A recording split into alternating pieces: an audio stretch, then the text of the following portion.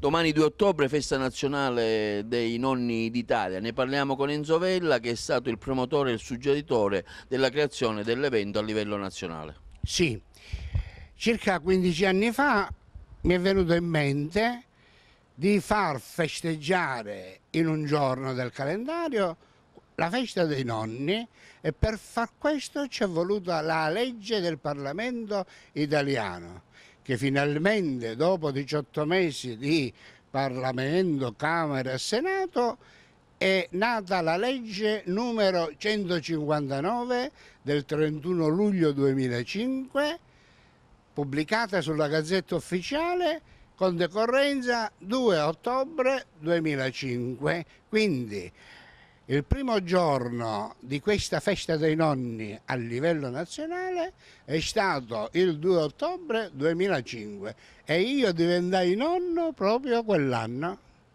Ma lei suggerì al senatore Sodano, allora, ecco, brevemente spieghiamolo. Sì, allora per avere questa legge parlamentare io ho parlato con l'allora senatore Lillo Sodano, il quale, spinto da me, presentò un disegno di legge tendente ad ottenere questa una giornata per i nonni, così come c'è la festa del papà e della mamma.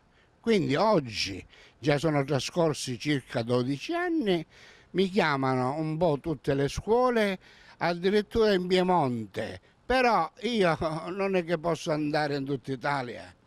Con Lino Banfi ho fatto uno spettacolo 2 anni fa a Palermo alla presenza del sindaco Leoluco Orlando, il quale Banfi mi ha passato il testimone di nonno d'Italia e lui rimase nonno libero.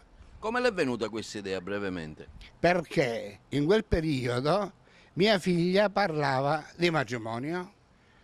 Facendo io il maestro di scuola elementare e noi a scuola agiamo a centri di interesse, quindi inizia la scuola, vendemmia, poi vengono i morti, poi viene Natale, poi viene la festa del papà, poi viene la festa della mamma. Mi sono detto, ma se mia figlia si sposa e le cose vanno come naturalmente va, potrei diventare nonno. E allora mi sono informato quale via percorrere per ottenere una legge che la regolamentasse a livello nazionale.